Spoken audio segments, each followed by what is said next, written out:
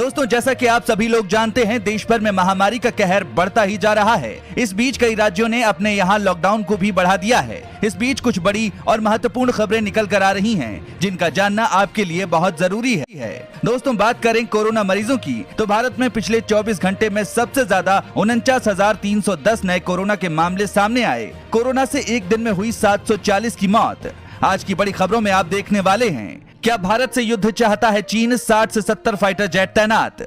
भारत और चीन के बीच तनाव बरकरार है। कोई भी देश पीछे हटने को तैयार नहीं है। ऐसा लग रहा है कि ये मामला लगातार बढ़ता ही जा रहा है और इसका परिणाम आप सभी को पता है। साथ ही चीन लगातार अपने फाइटर जेट तैनात कर रहा है। आगे हम आपको इस पूरी खबर को दिखाएंगे। साथ ही साथ इस राज्य ने दूसरे चरण में मजदूरों को ट्रांसफर किए पैसे आए 1,000 रुपए। जी हां, इस राज्य सरकार की इस योजना में मजदूरों के खाते में एक किश्त भेज दी गई है। आगे हम जानेंगे इस पूरी खबर को। और अगली बड़ी खबर में, जल्द भारत में मिलेगी कोरोना की सबसे सस्ती दवा। एक टैबलेट की कीमत होगी इतने रुपए। कोरोना की सस्ती दवाई जल्द ही बाजार में आने वाली है। इसकी कीमत आम दवाइयों से भी कम होगी। पूरी खबर जानने के लिए बने रहिए हमारे साथ वीडियो में।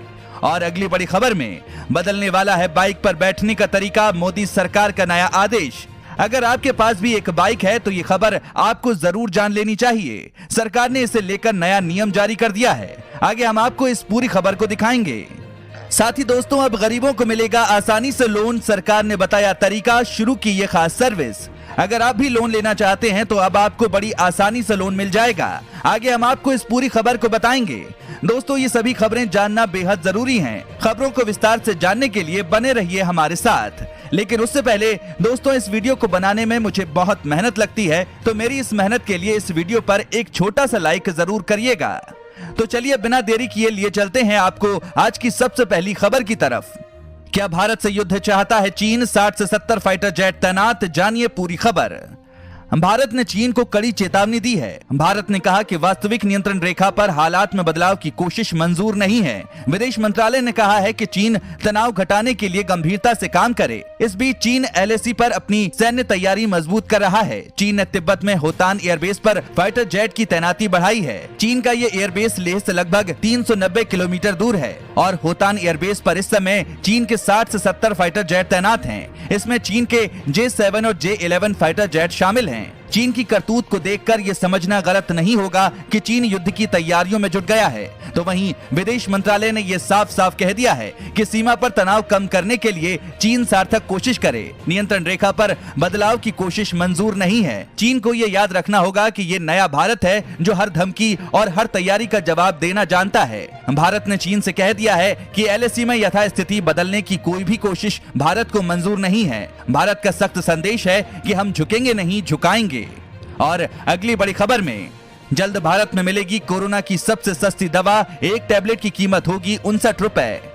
जैसा कि आपको पता होगा, कोरोना वायरस की वजह से पूरे विश्व में महामारी फैल चुकी है। इस बीमारी की अब सबसे सस्ती दवा भी बन चुकी है। इसे बाजार में लाने की अनुमति भी एक दवा कंपनी को मिल गई है। इस दवा को बाजार में लाने के लिए ड्रग्स कंट्रोलर ऑफ इंडिया से दवा कंपनी को अनुमति मिल चुकी है। बता दें कि इस दवा की एक टैबलेट मात्र 59 रुपए में मिलेगी। इस दवा का नाम है फेविटॉन। इसे बनाया है ब्रिंटन फार्मास्यूटिकल्स ने। कंपनी का दावा है कि ये एंटीवायरल ड्रग है जो कोरोना वायरस से लड़ने में कोरोना मरीजों की मदद करेगी। इस दवा को फेविपिरावीर के नाम से भी बाजार में बेचा जाता है। दोस्तों, इस चैनल पर हम आपको देश और दुनिया भर की सभी ताजा खबरों को सबसे पहले लेकर आते हैं। अगर आप भी चाहते हैं कि दुनिया भर की खबरें आपके पास सबसे पहले पहुंचे, तो चैनल को बिना भूले नीचे दिए गए लाल बटन को दबाकर सब्सक्राइब जरूर कर दें और बेल आइकन को भी जरूर दबाएं। दोस्तों, इस वीडियो को देखते रहिए क्योंकि आगे आप देखने वाले हैं, इस राज्य ने दूसरे चरण में मजदूरों को ट्रांसफर किए पैसे आए 1,000 रुपए। साथ ही अब जानिए, हाथ धोने की आदत से 50% कम होगा सामान्य संक्रमण का खतरा। अपनाइए ये तरीका।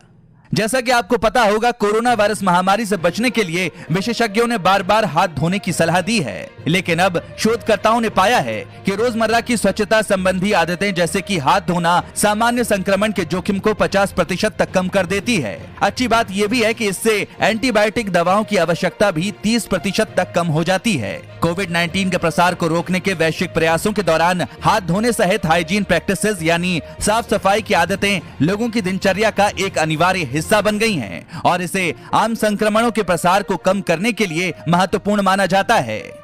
साथ ही अगली खबर में गरीब कल्याण अन्न योजना के तहत फ्री में मिलेगा राशन, प्रति यूनिट 5 किलो गेहूं और 1 किलो मिलेगा चना। आपको बता दें, प्रधानमंत्री गरीब कल्याण अन्न योजना के तहत पीले, गुलाबी व ओपीएच कार्ड धारकों को फ्री राशन प्राप्त होगा और इसके एवज में डिपो धारक को किसी प्रकार की अदायगी नहीं करनी होगी। इस योजना के तहत लाभ पात्रों को 5 किलो प्रति यूनिट की दर से गेहूं और 1 किलो चना प्रति राशन कार्ड फ्री मिलेगा। ये राशन डिपुओं पर मिलने वाले राशन से अतिरिक्त होगा। सस्ती दर का राशन हासिल करने वाले लाभ पात्रों को पूर्व की भांति सस्ती दर के राशन के लिए अदायगी करनी होगी। एनएफएसए स्कीम के तहत पीले, गुलाबी राशन कार्ड धारकों को सस्ती दर के गेहूं व तेल के लिए निर्धारित रकम चुकानी होगी। इस स्कीम के तहत गुलाबी राशन कार्ड धारकों को 35 किलो गेहूं 2 रुपए की दर पर मिलेगा, जबकि पीले व ओपीएच परिवारों को प्रति यूनिट 5 किलो गेहूं 2 रुपए के भाव से ही मिलेगा। साथ ही अगली खबर में सीएम योगी ने दूसरे चरण में मजदूरों को ट्रांसफर किए 90 करोड़ 88 लाख रुपए। उत्तर प्रदेश के मुख्यमंत्री योगी आदित्यनाथ ने आर्थिक सहायता के दूसरे चरण में 9,08,855 श्रमिकों और कामगारों को 90 करोड़ 88 लाख रुपए की राशि ऑनलाइन ट्रांसफर कर दी है। सीएम योगी ने इसके अलावा आपदा पूर्व चेतावनी और राहत प्रबंधन के लिए प्रहरी ऐप लॉन्च की। मुख्यमंत्री योगी आदित्यनाथ ने प्रदेश में दैवीय आपदाओं से बचाव, जागरूकता व पारदर्शी राहत वितरण प्रणाली संबंधी 4 नई पहल का शुभारंभ किया। साथ ही 9 लाख से अधिक श्रमिकों के बैंक अकाउंट में डीबीटी के जरिए 1,000 रुपए की आर्थिक सहायता हस्तांतरित की। इसी तरह मुख्यमंत्री ने लॉकडाउन के दौरान दूसरे राज्यों से घर लौटे प्रवासी श्रमिकों को 1,000 रुपए देने का ऐलान किया था। पहले चरण में 10 लाख से अधिक श्रमिकों को भुगतान किया जा चुका है। मुख्यमंत्री दूसरे चरण में चिन्हित व पहले चरण में जिन श्रमिकों के खाते में ट्रांजैक्शन फेल हो गया था, उनके खाते में अब 1,000 रुपए भेजे गए हैं। साथ ही दोस्तों, बार बार आ रहे भूकंप, महाराष्ट्र, जम्मू कश्मीर और उत्तर प्रदेश की धरती कांपी। भूकंप का सिलसिला लगातार जारी है। देश के अलग अलग हिस्सों में आ रहे भूकंप लोगों को दहशत में डाल रहे हैं। देश में 2 दिन पहले तक पूर्वोत्तर भूकंप से लगातार कांपा था। साथ ही अंडमान में भी झटके महसूस किए गए थे।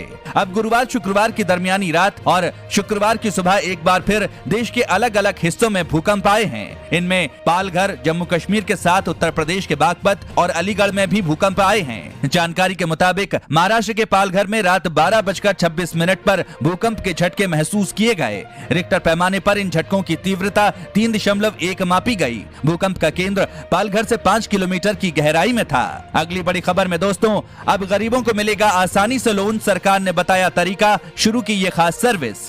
दोस्तों, आपको बता दें, केंद्रीय मंत्री नितिन गडकरी ने गरीबों को आसानी से लोन दिलाने की पहल शुरू करने का प्लान तैयार किया है। सामाजिक संस्थान के जरिए गरीबों को छोटी राशि के कर्ज आसानी से उपलब्ध कराने पर जोर दिया है। आपको बता दें, डिजिटल तरीके से वेब पोर्टल की शुरुआत के मौके पर अपने संबोधन में गडकरी ने कहा कि बैंक और गैर बैंकिंग वित्तीय कंपनियां अच्छा काम कर रही हैं, लेकिन उन पर काफी दबाव है। गडकरी ने कहा कि वेब प्लेटफॉर्म के साथ एक पारदर्शी, समयबद्ध और परिणाम उन्मुख कंप्यूटरीकृत प्रणाली की जरूरत है, जहां हम एक सूक्ष्म वित्त संस्थान शुरू कर सकते हैं और जो गरीब लोगों को आसानी से ऋण दे सके। साथ ही अगली खबर में, बदलने वाला है बाइक पर बैठने का तरीका, मोदी सरकार का नया आदेश। बीते कुछ समय में सड़क परिवहन एवं राजमार्ग मंत्रालय ने सेफ्टी को ध्यान में रखकर कई नियम बदल दिए हैं। वहीं कुछ नए नियम भी लागू किए गए हैं। मंत्रालय की नई गाइडलाइन बाइक की सवारी करने वाले लोगों के लिए है। दरअसल मंत्रालय की गाइडलाइन के मुताबिक बाइक के दोनों ओर ड्राइवर की सीट के पीछे हैंड होल्ड होंगे। इसका मकसद पीछे बैठने वाले लोगों की सेफ्टी है। अभी तक अधिकतर बाइक में ये सुविधा नहीं थी। इसके साथ ही बाइक के पीछे बैठने वालों के लिए दोनों तरफ पायदान अनिवार्य कर दिया है। इसके अलावा बाइक के पिछले पहिए के बाएं हिस्से का कम से कम आधा हिस्सा सुरक्षित तरीके से कवर होगा, ताकि पीछे बैठने वालों के कपड़े पिछले पहिए में नहीं उलझें। अगली बड़ी खबर में जानिए कैसे कोरोना वायरस बदल देता है अपना आकार और क्या होगा इसका असर।